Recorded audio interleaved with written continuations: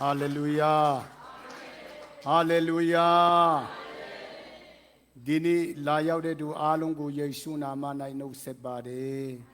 Ayau sidai bonai pia sien kong ji bi ba si. Ma phin nai do ayamya gu pia de ken ye phichin gu won khan yaong. Dini tung ma phin nai do ayamya gu ma phin nai do achini ma pen. Phisi do phaya ta ken. Ma phin nai do ayamya gu ma phin nai do achini ma pen. Phisi nai ya ta ken.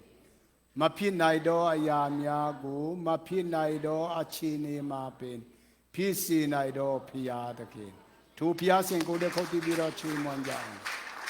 Yesu nama nai achui chi bi chan ma bi chan ta bi ong mien bi kong sa bi. Nga myu no ya mi la. Wan khan yaong tin ni tung Yesu nama nai achui chi bi chan ma bi chan ta bi ong mien bi kong sa bi. Yesu nama nai achui chi bi chan ma bi chan ta bi ong mien bi kong sa bi. Yesu nama nai achui chi bi chan ma bi chan ta bi ong mien bi kong sa bi. Hallelujah. Hallelujah. Wan khan de adai phia sien amu pyo ba se. Tan sien do win yen do chno ro chu su ba I tung cheng. Phai kho yaong ti ni tung. Tan sien do win yen do chno chu su ba I. Tan sien do win yen do chno chu su ba I. Tan sien do win yen do chno chu su ba I. Amen. Alung pian khai yaong. Bia lu saka piao ba chu su do win yen do tu thi ba si lo.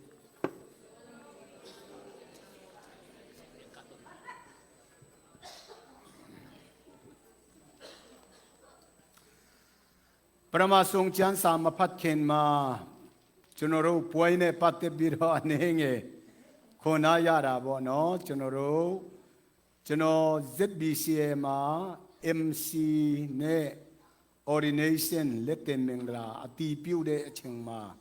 aten do ni ma miao len be ne gong piu let song amya I pi de kanda ati di thana ati di ani bo no mi ta su ati di ani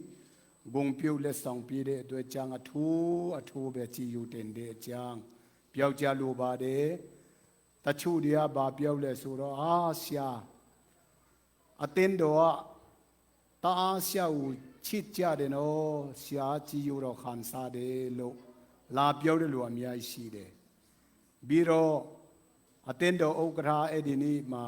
chong ya de ha di gong piu saka piao de ha di le lu da ya khona ya de ten do lu ji okra ayan to de hallelujah bi ro di poi ma a phien bo no chono ro aten do phia de ken chi yu ro jang international level ma mati ti de lu di ga aten do gu ti bi lai po ma takaba lung pian ong luen tha de do chang a lung phia de ken ye chi miao chin gu khan sa ya da phit de hallelujah worship ma le pa piang pu ne music ti de phoi ma pa kham ngek do le international level ma ti khat chin pa won chin phit de hallelujah chono ro lu nge aka di le ta yan to de international level ma be phya de na chi myau chin khan sa ya da phit de pa won de tu wa ti ti bo no chu pu lo de lu ma asa chat piu de lu di ma sa a lu nga chono ro Facebook ပေါ်ရောက်တော့နော်တကဘာလုံးမှာပြန့်နှံ့အောင်ဘုရားတခင်ရဲ့ချီးမြှောက်ခြင်းတစ်ခုဖြစ်တယ်ဟာလေလုယာနုဘုံကာမောင်းတဲ့ဟာဆိုရင်ပူပြီးတော့နာမည်ကြီးတယ်ဓာတ်ပုံရိုက်တဲ့လူအများကြီးရှိတယ်ကျွန်တော်စီမာတုံသူ့နာမည်ဘာဘယ်လိုခေါ်လဲလို့လာမိတဲ့လူလည်းများတယ်မီဇိုပီအိန္ဒိယနေလာတဲ့လူဆိုရင်တေချာရိုက်ပြီးတော့ကျွန်တော်တို့အိန္ဒိယပြည်ရောက်တဲ့အခါမှာ report ပြီးဘူးPowerPoint မှာ report ပြီးမှဖြစ်တယ်ဓာတ်ပုံရိုက်တာ hallelujah hallelujah ကျွန်တော်တို့ဖျားခင်အမှုတော်လုပ်ငန်းမှာလှုပ်ဆောင်ခြင်းပါဝင်ခြင်းအပြင်ဖျားခင်ကချီးမြှောက်တာဖြစ်တယ်ဒီအခန်းချင်းကျွန်တော်တို့လက်မခံခဲ့ဘူးဆိုရင်ဘယ်သူမှကျွန်တော်တို့ကိုတီးမှာမဟုတ်ဘူးကိုလှုပ်ဆောင်ခြင်းအပြင်ပါဝင်ခြင်းအပြင်ကိုလေကောင်းကြီးခံစားမယ်ပြီးတော့ဆက်လက်ပြီးတော့ဖျားခင်ရဲ့ချီးမြှောက်ခြင်းကိုလည်းခံစားရတာဖြစ်တယ်ဟာလေလုယာနုမန်တာတို့ဆိုရင်ကောင်းကြီးမင်္ဂလာဂျိတ်တင်နေပြီဟာလေလုယာဘာတုံဘာပြီးတယ်ဆူစီဘာတုံဘာပြီးတယ်လုံနိုင်ပါမလားလို့စိတ်ပူတယ်ဆရာတို့ဆူတောင်းပြီးကြပါလို့တွားပြီးတော့ဆူတောင်းပြီးတယ်ဟာလေလုယာကျမ်းစာထဲမှာတိုက်ပွဲတစ်ခုခုအောင်မြင်တဲ့အခါမှာနောက်ဆုံးမှာဘာလုပ်ရတယ်လဲဆိုတော့ကောင်းကြီးမင်္ဂလာရိတ်တင်ရတယ်ဟာလေလုယာအောင်မြင်ခြင်းရဲ့နောက်မှာဘာလာတယ်လဲကောင်းကြီးမင်္ဂလာရိတ်တင်ခြင်းလာတယ်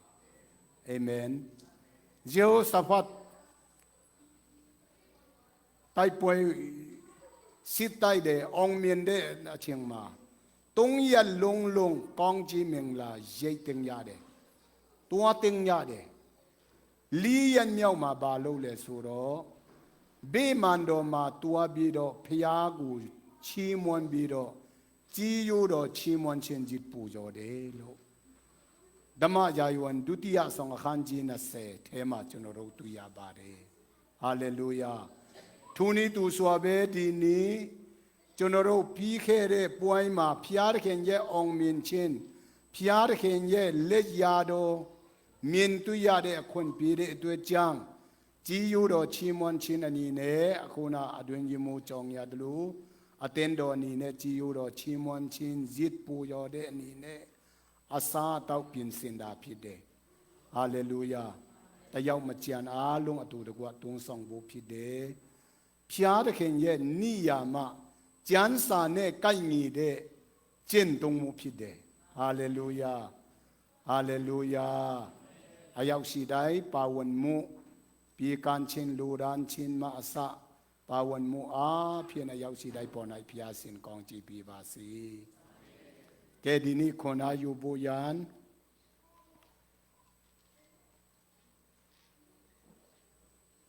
ကဘာဦးကျမ်းအခန်းကြီး7အခန်းငယ်14ကဲအားလုံးတွေ့ပြီဆိုရင်ဒီမှာTV မှာအားလုံးအတူတကွဖတ်ရအောင်ထာဝရဘုရားအတွက်ခက်ခဲလွင်တော်အမှုတဆုံတခုစီတလောတန်မထာတော်အချင်းတီဟုတော်နောင်နစ်ဤတို့တော်အချင်းအခါ၌ငါဒီတင်းထန်တော်ပြန်လာမည်စာရာဒီလေတာတဝူကိုရစီလင်မေဟုမင်းတော်မူ၏တိုလေယာကျန်အခန်းကြီး7အခန်းငယ်23ထိုအခါထာဝရဘုရားကမောရှိယာငါထာဝရဘုရားဤလက်ဒီတူတလောငါဤစကားတီဒီမတီဒီကိုယခုတင်တိမြင်ရလင်မေဟုမင်းတော်မူ၏ရှင်ယောဟန်ခရစ်ဝင်ကျမ်းအခန်းကြီး7အခန်းငယ်40ယေရှုကလည်းတင်ယုံကြည်လင်ဖျားတခင်နေဘုံတော်ကိုမြင်ရလင်မေဟု၍တဲ့နာငါပြောင်းခဲ့ပြီးမဟုတ်လောဟုမင်းတော်မူ၏ဖတ်တော်တဲ့နှုတ်ကပတ်တော်အားဖြင့်အရောက်ရှိတိုင်းကိုဖျားရှင်စကားပြောပါစေဟာလေလုယာနှုတ်ကပတ်တော်လက်ခုပ်တီးပြီးတော့ကျူဆူရအောင်ဟာလေလုယာဂုဏ်ရှင်အနေနဲ့ဒီနေ့ကျွန်တော်ဖျားခင်ကျွန်တော်စီမှာစကားပြောတဲ့ဟာနေငယ်ခေါ်ပေါ်ပြလိုပါတယ်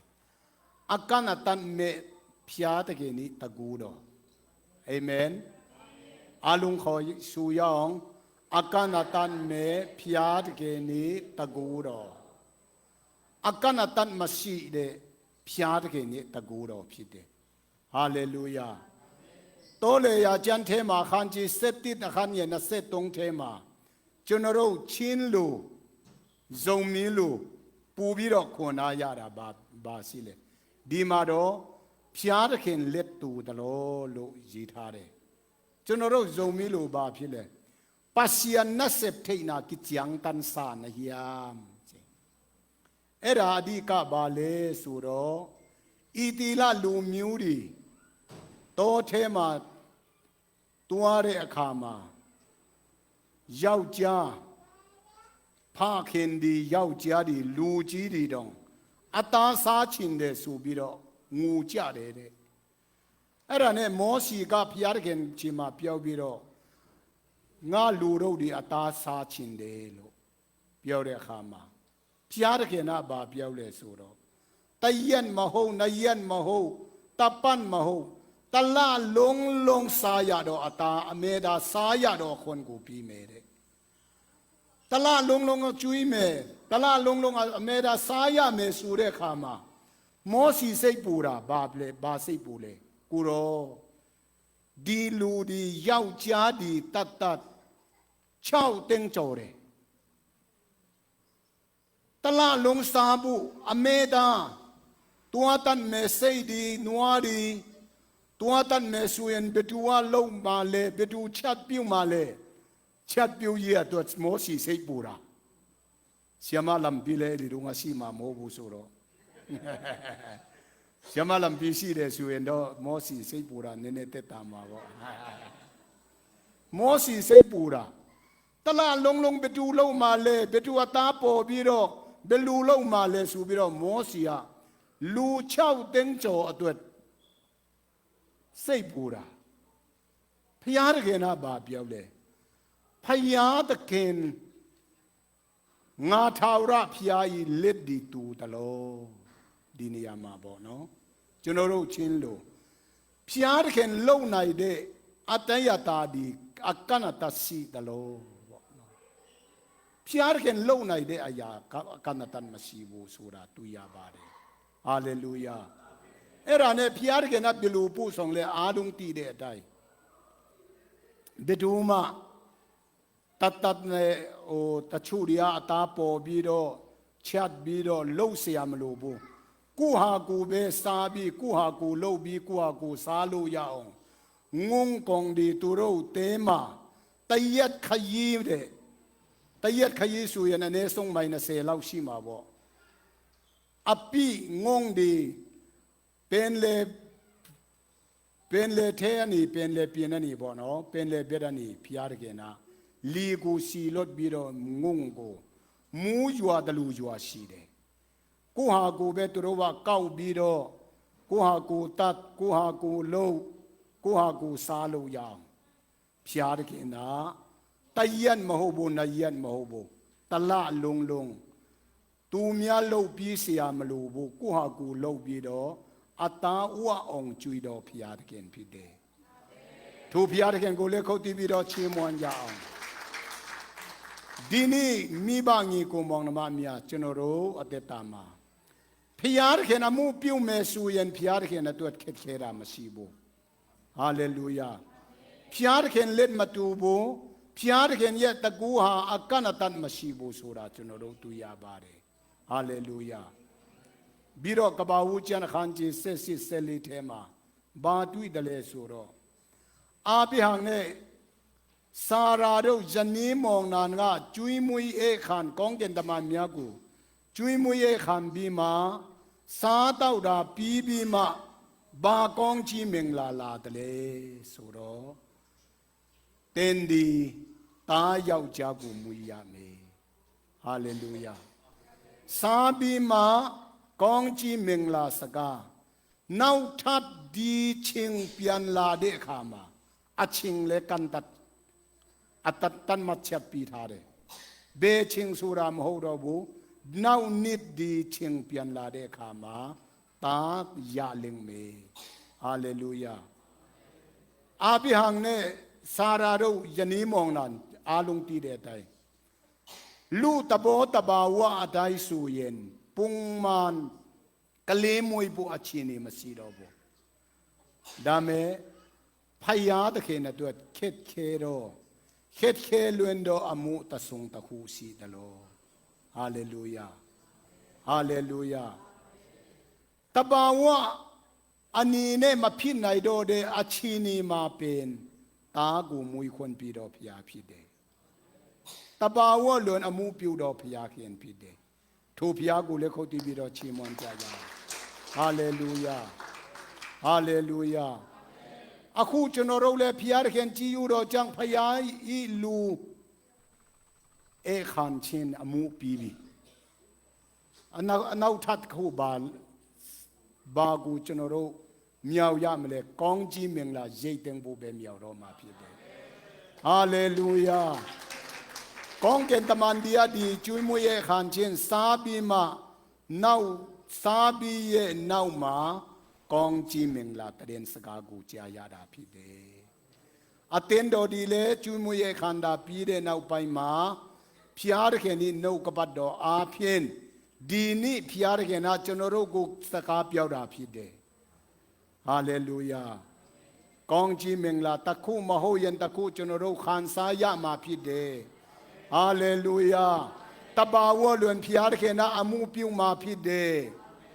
อาการตันมาชีโดพิอาร์เกนเยตะกูโรขันสาบุอายาวชีได้กูพิอาร์เกนกองจีปีบาซีบีโรจนเราดีเทมาปีทาบูยียามีอาคารจีตรงเส้นนิดยียามีอาคารจีตรงเส้นนิดอาคารเงยเสกคนมาจันสาพันเมโอเสียนทาวราพิยากูรอดีมหาตะกูเนเล็จงดอกูสันยอยกองเกนเนมีจีกูผ่านเส้นดอมูบีกูรอมาตัดในดออายาตะทรงตะคูมยามาสีบาอีติลาลูมิวดีบาบิโลนปีมาสิบปีช่างตัวนี้ได้เชิงพิเด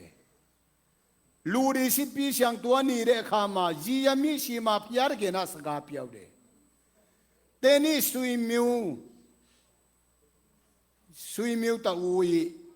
มีกวดกูอวยบาเรตูมีสิบปีช่างตัวนี้ได้ข้ามามีกวดอวยบูบาลงมาเลยมีกวดเนาะตูมีสิบปีช่างปีนี้ได้เชิงมาลูดีมาซีโดเดนียามามีกวดอวยบูลูอันนี้เนี่ยจีเมสุยันอูน่ามาซีบูลาลูดีสิบปีช่างทอดตัวนี้บีเรื่องมามีกวดตัวอวยยาเรโปรเฟสสกาพิเดพิอาร์เกน่าบาพอเปียเลน่ามาจากเข็นมาดีมิวมาพิอาร์เกน่าลูเมียวเมียสวาเปียนเลผู้ส่งบีโรกองจีปีมาพิเดยักคู่เชียงมาสิบปีช่างลูดีปีนี้ยาตัวนี้ยาโดเลน่ามาพยาร์เกนมาตันไหนโดอมูมาซีโบพิอาร์เกนตันไหนเดลูเนปีบีโรตริสานเนปีบีโรเปียนเลบีโรพยาร์เกน่าผู้ส่งมาพิเดสูเรโปรเฟสสกาพิเดเลสีอชีนีมาพิอาร์เกนมาตันไหนเดอมูมาซีบูลูจนโรมีเอาเล่นนี่เดกองจีเมงลาลูชินเดลูอัดเดกองจีเมงลาลูอันนี้เนตุยเมสุเยนวีนีโดเลมีเอาเล่นเสียมาซีโดเลพยาร์เกนตันไหนเดฮาเลลูยามาพินไหนโดอชีนีมาพินไหนโดอเชงมาเป็นพิสีโดพยาพิเดทูพยากูเลเขาตีบีโรชิมวันยาฮาเลลูยาฮาเลลูยาบีโรจนเราสู้ต้องได้เชียงมาเลยขณะเปียวดายอสูมาสาขันจีตะเสขันเยเซนินมาเซลีเทมาจนเราจันสาพยางเนาะยอชูมาสาอาขันจีตะเสขันเยเซนินมาเซลีทีพันเมยอชูดีทูโดอมอริลูโดกูอิติลามิวตาโดในอัดโดมูโดนีมายอชูดีทาวราพยากูสู้ตองบีเลนอูนีเตนดีกีบองมิวในละกองโอลาเตนดีอาซลอนชัยในละกองเงงวสวนีโลหูอิติลามิวตามียาชีมเรนมดสูดีไดอีตีลาลูโดดียันตูโดว่าอภิดานมาปีมีไตออง နီဒီငင်ဝတ်စွာနီယွိလာဒီလေယတ်လီဤယာရှာဤစာ၌ပါဒီကမူကောင်းကင်အလေ၌နီတော်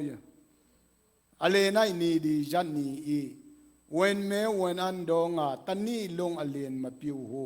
ပါဒီမဟုတ်လောထာဝရဖျားဒီလူစကားကိုနားထုံ၍ထူတော့တော်နိတဏိမြမဖြစ်စဘူးနောက်တဖန်လေမဖြစ်အကြောင်းမူကားထာဝရဖျားဒီဤတိလအမျိုးဘက်၌စစ်တိုက်တော်မူ၏ဟာလေလုယာယောရှုကဖျားတခင်ကိုစစ်တိုက်နေတဲ့အခါမှာဆုတောင်းပြီးတော့အိုးနေဂိဘုံမြို့၌၎င်းတယ်အိုးလာတင်ဒီအိုက်ဇလွန်ချိုင်း၌၎င်းနီလောငင်ဝတ်စွာနီလောနီဝန်တဲ့နီဝန်မဲဆူရင်သူတို့ကစစ်တိုက်တာနိုင်မှာမဟုတ်ဘူးအဲ့ဒါကြောင့်မနိုင်မချင်းနီဒီယတ်ပြီးတော့လာဒီလေယတ်ပြီးတော့နီဘူးယောရှုကဆုတောင်းတဲ့အခါမှာဖျားတခင်ကယောရှုစကားကိုနားထောင်ပြီးတော့နီဒီလေဝင်ဘူးလုံးဝမဝင်ဘူးဒီတိုင်းယတ်နေတာလာလေဒီတိုင်းယတ်နေတာတဏိလုံးတဲ့တရက်24နာရီတဏိလုံးဟာလေလုယာဟာလေလုယာသူကဲ့သို့တော်နိမဖြစ်စဘူးနောက်မှလည်းမဖြစ်ရတော့နိဖြစ်တယ်တဲ့အာမင်ကျွန်တော်တို့လည်းပွဲရအတွက်ဆုတောင်းတဲ့အခါမှာအဲ့လိုဆုတောင်းတဲ့အတိုင်းပွဲရတွင်မှာမူမခါတိုင်းမယွာတဲ့မူဟာမူယွာပြီးတော့အပူချင်းဒီကြပြီးတော့ပွဲပြီးတဲ့အခါမှာပူချင်းပြန်တက်လာတယ်ဖျားတခင်ကြီးလက်ရတော့အခုကျွန်တော်တို့မြင်တွေ့ရတာဖြစ်တယ်ဟာလေလုယာလက်ခုပ်တီးပြီးတော့ဖျားကိုချီးမွမ်းရအောင်အဲ့ဒါကြောင့်ဖျားတခင်ကအမှုပြုမယ်ဆိုရင်လုံမယ်ဆိုရင်လူတဦးရဲ့ဆုတောင်းချက်လူတဦးရဲ့စကားကိုနားထောင်ပြီးတော့တဘာဝလွန်အမှုပြုတော်ဖျားဖြစ်တယ်ပုံမှန်တဘာဝထက်လွန်ကေစွာအတယတာမရှိအကနတန်မရှိအမှုပြုတော်ဖျားတခင်ဖြစ်ကြောင်းကျွန်တော်တို့တွေ့ရတယ်ဟာလေလုယာကျွန်တော်တို့အသက်တာမှာယောရှုကဲ့သို့ယောရှုတို့ခိတ်ကဲ့သို့ဒီနေ့ဒီချင်းမှာလေယုံကြည်စွာဆုတောင်းတော်လူအတွက်တဘာဝလွန်အမှုပြုတော်ဖျားဖြစ်တယ်ဟာလေလုယာအဲ့ဒါကြောင့်ကျွန်တော်တို့ကူးကွယ်တော်ဖျားသခင်ဟာဘယ်လိုယုံကြည်ရမလဲလှုပ်ရင်လှုပ်တယ်လို့ကောင်းကြည့်ပြီးတော့ဖျားတာမကဘူးဖျားသခင်ဟာတဘာဝလွန်လုံးဝမဖြစ်နိုင်တဲ့အခြေအနေမှာပင်အမှုပြုတော်ဖျားဖြစ်တယ်ထိုကဲ့သို့ကျွန်တော်တို့ယုံကြည်ရမယ်ဟာလေလုယာထိုတဘာဝလွန်ကောင်းကြီးမင်္ဂလာခံစားနိုင်ဖို့ရန်ကျွန်တော်တို့တဘာဝလွန်ကောင်းကြီးမင်္ဂလာခံစားနိုင်ဖို့ရန်ဘယ်လိုအသက်ရှင်ရမလဲကူးကွယ်တော်ဖျားတခင်နာတဘာဝလွန်အမှုပြုတော်ဖျားအကနတန်မရှိအကနတန်မေတော်တကူးရှိတော်ဖျားဖြစ်တယ်ဆိုတာကိုကျွန်တော်တို့ယုံကြည်ရမယ်နံပါတ်1ဘယ်လိုခံယူရမလဲဆိုတော့အဲ့ဒါကြောင့်ကျွန်တော်တို့ကြီးမားသောယူပါယုံထားရမယ်ကိုယ်အတ္တယတာကိုပဲကြည်ပြီးတော့ကိုယ့်ရဲ့အခြေအနေကိုပဲကြည်ပြီးတော့ vision ထားဖို့မဟုတ်ဘူးဖယားတခင်တတ်နိုင်တဲ့အမှုကိုတီးပြီးတော့ယုံကြည်ပြီးတော့ vision ကြီးမားမားထားရမယ်ကြီးမားတော့ယူပါယုံထားရမယ်မိသားစုလုပ်ငန်းစီးပွားရေးလုပ်ငန်း၌အသက်တာ၌အမှုတော်လုပ်ငန်း၌လက်ရှိအခြေအနေမကြည့်ဘဲနဲ့ဖယားသခင်လုံနိုင်တဲ့တန်နိုင်တဲ့အရာကိုယုံကြည်ပြီးတော့ယူပါယုံကြီးမားတော့ယူပါယုံထားဖို့ဖြစ်တယ်ဟာလေလုယာစာလံ61ခုမြောက်သောစာလံအပိုင်ငယ်30မှာတင်းနိနှုတ်ကိုကြဲကြဲဖွင့်လောဝါစွာကျွေးရမယ်တဲ့ဟာလေလုယာနှုတ်ကိုဘာလို့ရမလဲကြဲကြဲဖွင့်ရမယ်ဟာလေလုယာအာမင်အဲ့ဒါကြောင့်ကိုယ့်အခြေအနေကိုယ့်အတ္တယတာထိကိုမကြည့်ပဲနဲ့ဖ พยาตะเข็นตัดในเดอมูกูจีบีมายงจีบีมาโนกูเจเจพวนยูปายุงจีจีมาทาบูอายาวชีได้กูพิอาสินกองจีบีบาสีอินเดียมาตาตนาปิวเดวิลเลียมเครีกาบาเปียวเลสุรวิลเลียมเครีกาพยาตะเข็นทานมาจีมาโรอมูเมียกูเมียวเล่นบาพยาตะเข็นตัวจีมาโรอมูกูปิวบาฮาเลลูยาจุนโรโรพยาตะเข็นทานมาจีมาโรสู้จีอยู่กองจีเมียงลาเมียวเล่นเดเอราเนปีเดวิลเลียมเครีเปียวราเซตบิโรบาเลพยาตัวจีมาโรอมูโรตัวเซตกัดบาฮาเลลูยาพยาตะเข็นมาจีมาโรอมูกูเมียวเล่นตะลูพยาตะเข็นตัวจีมาโรอมูกูปิวบูเซกัดบูผิดบาเดอายาวชีได้พยาเสียงกองจีปีบาสีบิโรนัมบันนี้มาจีมาโรยุงจีชินทาบาฮาเลลูยาฮาเลลูยาพยาตะเข็นดีมียุงจีเดได้อมูปิวดอพยาตะเข็นผิดเดมาจำมาโรตูเมียกูเยซูคริสต์ก็จำมาชินปีเรอขามาบาเปียวเลยเตนี่ยุงจีเดอัดได้ผิดบาสีตูยุงจีเดอัดได้พิอาร์เขนะอมุปิวดาผิดเดจนเรามาจีมาโรยุงจีชินทาบุชีบุลัวเดจีมาโรยุงจีชินเซนลงทาเทมาชีเดสูเย็นยุงจีเดอัดได้พิอากาอมุปิวมาผิดเดเอราจังสิงยอหังคริวันจันขันจีเซติตอขันเงลีเสมาเต็นดียุงเลียนพิอาร์เขนีบงอานุบรอกูเมียนตุยาเลงเม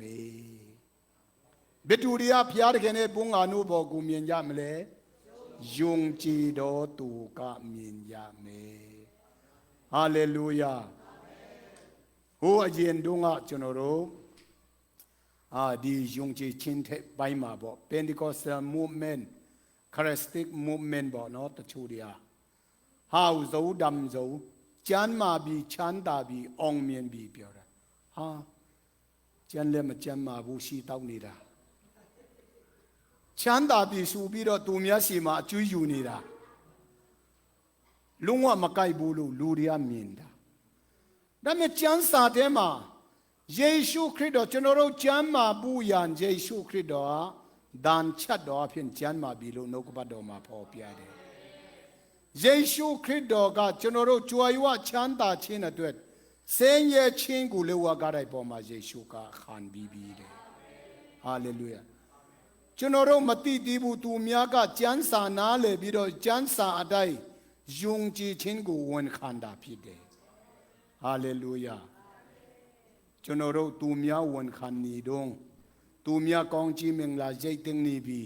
จนเรามายุงในตีโบกองจีเมงลาวีมาวีตัวมาผิดเดฮาเลลูยาอะไรจังเอดีดงอ่ะยุงจีชินเนี่ยวันขันโดตูเมียกองจีขันมาขันซาเรดูมาชีโบจนอตียะตะเล่าสุยันจนเราจัวเบ็ดมาต้นยางมิวเนี่ยติริมเบ็ดมาสุยันเอลูวันขันเดลูน่าไปมาจัวมามันนีบูต้นยางติริมมาเลมันนีบูกะลีมิวมโหยันยางกงมโหยันในงานชาเย้ากงบีพิอาร์เกนาตะเกอมูปิวเดฮาเลลูยาအဲ့ဒါကြောင့်ကျွန်တော်တို့ယုံကြည်တဲ့အတိုင်းကျိုး online မှာလည်းနည်းနည်းReverend Dr. Gin Khan Khwal နဲ့ Sha Kham Khwal တရားဟောတဲ့ဟာနည်းနည်းသူတို့အပြရဆိုင်ပေါ့နော်comment ပြီးကြတာကိုတွေ့ရတယ်ရှာခွာဒေါက်တာခွာပြောတာပါလေဖျားရခေနာကြီးမာတယ်ကောင်းကြီးပြီးတော့ဖျားဖြစ်တယ်ဒါမဲ့ကျွန်တော်တို့ယုံကြည်တဲ့အတိုင်းကြီးတော့ဖျားဖြစ်တယ်အနေငယ်တာအမှုပြုတ်နိုင်တယ်လို့ယုံကြည်ရင်အဲ့ဒီထိပဲကျွန်တော်တို့ပေါ်မှာအမှုပြုတ်တာဖြစ်တယ်ယေရှုခရစ်တော်ကသူကြီးပြင်းတဲ့နေရာနာဇရက်မြို့မှာကြီးမာတော့အမှုမပြုတ်ဘူးတဲ့ဘာလို့လဲဆိုတော့သူတို့ယွာသားတွေက မယုံဘူးဒီဇောတရဲ့သားမာရိရဲ့သားလက်သမားပဲအဲ့လိုပဲမြင်တယ်ယုံကြည်တဲ့အတိုင်းဂါလိလဲပြည်မှာတခြားနေရာမှာကြီးမားသောအမှုကိုပြုတာဖြစ်တယ်အဲ့ဒါကြောင့်ဖယားသခင်ကျွန်တော်တို့ယုံကြည်တဲ့အတိုင်းအမှုပြုတော်ဖယားဖြစ်တယ်ဒီနေ့AZCC အသင်းတော်ကျွန်တော်တို့ယုံကြည်ခြင်းကိုတူးမြတ်ကြအောင်ဟာလေလုယာလက်ခုပ်တီးအောင်ယုံကြည်ခြင်းကိုတူးမြတ်ကြအောင်ယုပ်နာခန်ဇာဇာဒင်းဟျံကွာယုံကြည်ခြင်းကိုတူးမြတ်မယ်ဟာလေလုယာဟာလေလုယာယုံကြည်တဲ့အတိုင်းဖျားအမှုပြုမှာဖြစ်တယ်အမှုတော်လုပ်ငန်းအတွက်အသင်းတော်အတွက်ဒရကောင်းမိသားစုလုပ်ငန်းကိုပိုင်စီးပွားရေးအတွက်ကိုသားသမီးတွေလည်းကြီးမားသောယူပါယုံကိုထားပြရမယ်သူ့အခြေအနေမကြည့်နဲ့ဖယားသခင်တတ်နိုင်တယ်ဖယားသခင်ပြုနိုင်တဲ့အမှုကိုကြည့်ပြီးတော့သားသမီးတွေအတွက်လည်းကြီးမားသောယူပါယုံထားပြီးဖို့ဖြစ်တယ်ကြီးမားသောယုံကြည်ခြင်းထားဖို့ဖြစ်တယ်ဟာလေလုယာနောက်ဆုံးမှာတချို့ကယုံကြည်ခြင်းနဲ့အသက်ရှင်တယ်အေးစင်းနေတယ်ရင်ခံပြီးတော့အိတ်နေတယ်ယုံကြည်ခြင်းတက်မဟုတ်ဘဲနဲ့ဘာလို့ရမယ်လဲနောက်ဆုံးပါကြီးမားသောစုတောင်းခြင်းပြုရမယ်ဟာလေလုယာဟာလေလုယာယူပါယုံကြီးထားပြီးတော့တချို့ကယူပါယုံတအားကြီးတာယူပါယုံထားတာနဲ့ပဲပြီးတယ်အကောင်အထည်ဘာမှမဖော်ဘူးတချို့တွေကချင်းလို့ပြောမယ်ဆိုရင်ဂဲလနာလျန်ပီနေဂဲလီနာဘန်းမတန်းတုန်လို့ဘန်းမဆမ်ဘယ်လောမ်အဂဲလနာတင်တော့လုံကင်ကြီးမာတော့ယူပါယုံထားပြီးတော့အဲ့ဒါနဲ့ကြည်နတ်တယ်ကြီးမာတော့ယူပါယုံကြီးမာတော့ယုံကြည်ခြင်းကျွန်တော်တို့အကောင်အထည်ဖို့ဘူးလူအနေနဲ့မတတ်နိုင်ဘူးကိုမတတ်နိုင်မှန်တိပြီးတော့တတ်နိုင်တော့ဖယားကိုကူစားရမယ်တတ်နိုင်တော့ဖယားကိုစုတောင်းရမယ်တတ်နိုင်တော့ဖယားခင်စီမအော်ဟိရမယ်တောင်းရမယ်ဟာလေလုယာဟာလေလုယာကျွန်တော်တို့စုတောင်းတာတခါတလေပြင်းတယ်တောင်းရင်လေတခါတည်းနဲ့အဖြေလည်းမရဘူးစိတ်ဓာတ်ကြတတ်တယ်စိတ်ဓာတ်မကြနဲ့ဟာလေလုယာကြီးမားသောအရာများရဖို့ရန်ကြီးမားသောအမှုပြုဖို့ရန်အဖို့အခါတော့ပြရတယ်အတိအမွားတွေကတော့ချက်ချင်းမဟုတ်ရင်မြန်ဆန်ကျွန်တော်တို့ရတတ်တယ်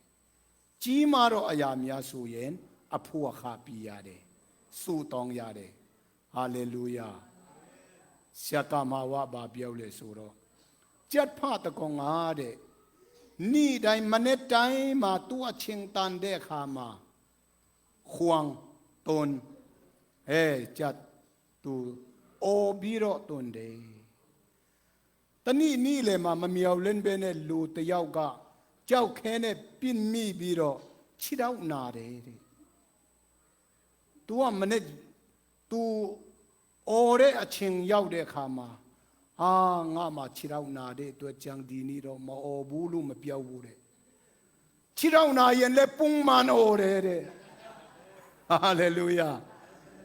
ကျွန်တော်တို့နည်းနည်းနီမကောင်းဘူးဆိုရင်လည်းပုံမှန်ဖယားခင်ရှိမှအော်ရမှာဖြစ်တယ်ဟာလေလုယာဟာလေလုယာဒီလျာတော့မောတယ်ဖယားကြောင့်မတော်ဘူးဆိုတောင်းလည်းမတော်တော့ဘူးမလို့ရဘူးပုံမှန်ဖယားခင်ရှိမှအော်ရမယ်ဟာလေလုယာအဲ့ဒါကြောင့်ကြီးမားသောယူပါယုံကြီးမားသောယုံကြည်ခြင်းကြီးမားသောစုတောင်းခြင်းဟာလေလုယာသူကဲ့သို့အသက်ရှင်မယ်ဆိုရင်အကနတတ်မဲ့ဖျားတဲ့ခင်ဤတကူတော်ကိုလက်တွေ့အသက်တာမှာခန်းစားပြီးတော့မြင်တွေ့ပြီးတော့ရိတ်တင်ရမှာဖြစ်တယ်အရောက်ရှိတိုင်းကိုဖျားစင်ကောင်းကြည့်ပြပါစေကျွန်တော်တို့နောက်ဆုံးတခြင်း worship ဖို့ကြည့်ပြီးတော့နေရာယူပြီးကြပါလွန်မတော်ပါနဲ့ အဲ့ဒီတချင်းဆိုပြီးမှအားလုံးအတူတကွစုတောင်းရအောင်အသက်တာတီးတီးစက်ကပ်ရအောင်ကြားနာတော့နှုတ်ကပတ်တော်ကိုဒီတိုင်းပြစ်မထားဘဲနဲ့အသက်ရှင်နိုင်ဖို့ရန်အကနတန်မဲ့အကူတော်ကိုခံစားနိုင်ဖို့ရန်အသက်တာတီးတီးကိုစက်ကပ်ဆိုတောင်းကြရအောင်